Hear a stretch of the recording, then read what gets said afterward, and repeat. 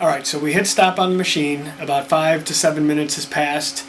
The product has softened in the cylinder. We're going to go ahead and pop these off, the hopper covers. What you want to do is you want to pull out the tubes. Okay? These are called the air tubes. We're just pulling them out. Okay? Set them aside. That way whatever's left in there can flush through easy, and when we flush the water through, it flushes through. It doesn't have to go through that little air tube.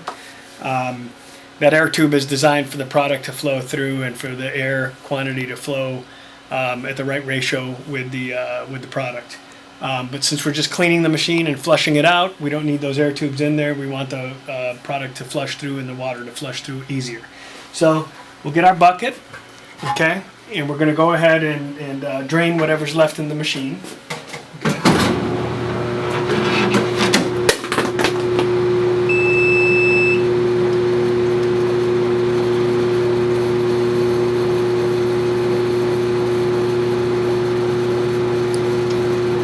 Again, if it's a lot of product and you're obviously cost conscious, you can save the product if it's still, if it hasn't been in there forever. If it's only been in the machine for a few days, you can actually save the product so that you're not wasting it. So the chocolate is out, okay? And we're just about done with the vanilla there. So we'll hit stop. Whenever you're cleaning and extracting, you want to hit stop on the machine when you're done, so it doesn't keep cranking. And then you also want to, this is the clean button. So when you're cleaning, you hit clean, okay? That means that the beater is going to cycle and try and flush stuff out of it, but it's not going to try and freeze it in clean mode. So you hit clean, flush product, and then when you're done flushing product, hit stop. Okay, so I'll go dump this and I'll be back with water to start flushing the water through. Okay, so we got a bucket of water. First thing we're going to do is we're just going to start flushing out whatever product is left in the back of the hopper. Okay, pretty simple stuff. We're going to put water on each side. Okay. Alright, it's bubbling, meaning that there's product getting into the cylinder. So we're going to hit clean. And that's going to start flushing the water through the hoppers into the cylinder. And basically right now we're still flushing out the leftover product. Once we flush out all the leftover product, we're going to start cleaning. Okay? Okay, so again, we're basically just flushing all the old product out. We're going to go through one or two of these cycles till we get all the old product out. And when we come back, we'll have gotten all the old product out, and we're going to talk about sanitizing the machine next. So it's worth reiterating, I'm still flushing the old product out, but I wanted to come back quickly before we do the sanitizing and explain that when you're putting water in here at any time that you're using water in cleaning, you want to use the clean and the stop buttons repeatedly. So you use the clean button for the beaters to flush product through, and the reason that it's important that you use the clean button is if you use the regular button, the automatic, it would be trying to freeze the water. So you don't want that to happen. And then when you drain all the water out, you want to hit the stop button because you don't want the beater to keep beating without anything in there, water or product. So when you're cleaning, use the clean button and use the stop button as soon as you're done. Bring the next load of water, hit the clean button. When you're done flushing it out, hit the stop button. Okay? So again, we're going to continue to flush the water through.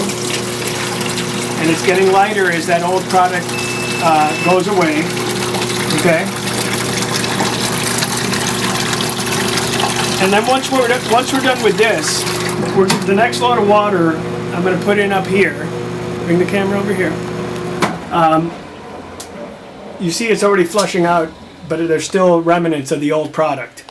So I'm going to take a brush, we're going to put more water in here, and I'm going to take a brush and just brush the sides. It's just common sense. You just brush the sides of the hoppers and try and wipe that out so that everything flushes through and you start fresh. Okay, and when we come back, we're going to have brushed all the hoppers, we're going to have cleared all the old product, and then we're going to sanitize the machine. Okay, so now we're going to sanitize the machine. This is a packet of sanitizer. Okay, we've got 2 gallons of water down here. So I'm going to pop the sanitizer in there. Okay, and then we're going to mix it up.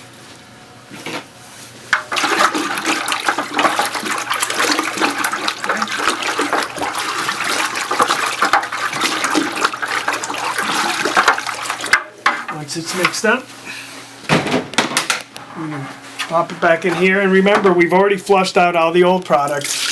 We've wiped down the inside of the hoppers to get rid of any old product in the hopper. And now basically we're going to sanitize the inside of the machine. Okay? So that water with sanitizer is now going into the cylinder. Okay? And we can take a brush, you can get a little bit of sanitizer around the tops, okay, just to get some sanitizer on the top of the hopper, okay. But you get the idea. We're basically just sanitizing the inside of both cylinders. Be careful that you don't get the product, the sanitizer in your eyes or really on your hands. You don't want that. So we're going to hit clean. And then we're going to let that sanitizer, for maybe 5 to 10 minutes, let it rinse in there. That blue flashing light that you hear while you're cleaning and rinsing and doing all that, it's the low level indicator right here. If you look at this, it's saying that there's not enough product in here. So while you're cleaning and washing and everything, that light, that blue low level light, is going to come on and off. I mean, it's basically going to stay on because it's going to think there's no product in it. So right now we're in the clean cycle, and we're going to come back to you in a few minutes. Okay, so it's been about 7 minutes. It's been in clean mode. Right now we're just going to go ahead and drain the sanitizer out. You also want to hit the middle one a little bit to get sanitizer in there. Okay.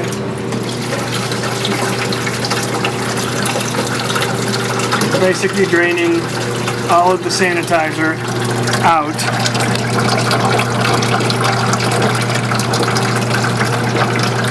And we'll be back in a few minutes.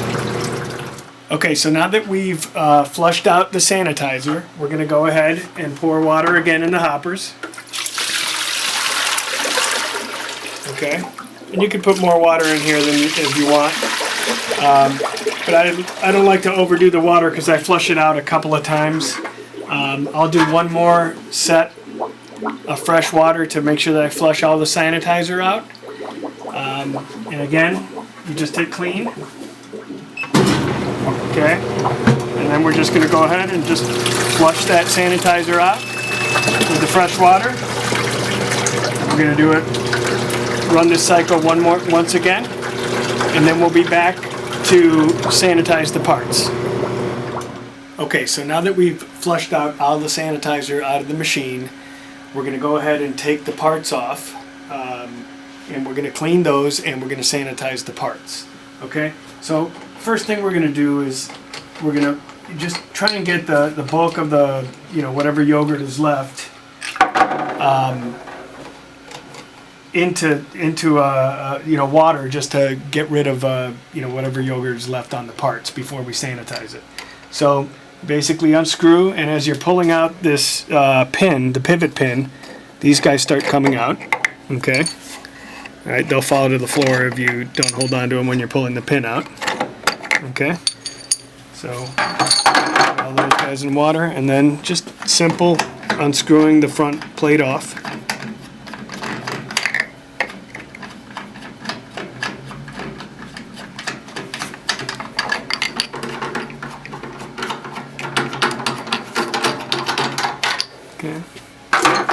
And again, basically what we're going to do here is we've already sanitized the inside of the machine. Now we're just going to sanitize all these parts. Okay, take the O-rings out. We're not quite sanitizing them yet, and I'm not going to go through the whole sanitizing of the parts. Basically what we're going to do is we're going to clean these.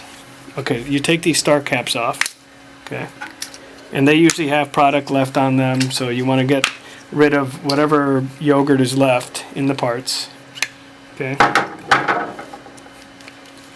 And then once you've rinsed off the excess yogurt that's in these parts, you're going to put them back in a, you're going to have a sink, and you're going to put sanitizer in your sink. You're going to sanitize the parts for maybe 10 or 15 minutes, and then you're going to, we're pulling out the beaters too, and make sure that this comes out with it. Okay. So we're going to take these. We've got a small sink, really not an industrial sink, so we sanitize them in a bucket. I'll fill up the bucket and then I'll turn these guys around so they all get sanitized. And once we've sanitized them, we rinse them off with cold water, and then we're going to lay them out on the table to air dry. When you pull off the front panel and you've just sanitized the inside, sometimes you'll have a little bit of water left in the cylinder.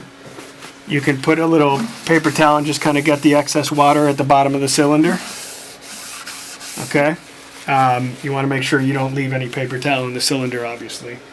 So you just kind of dab the water there. And then you should let the machine air dry. Once these are rinsed and sanitized and rinsed, you lay them all out to air dry. And then we'll come back and we'll rebuild the machine and make some yogurt.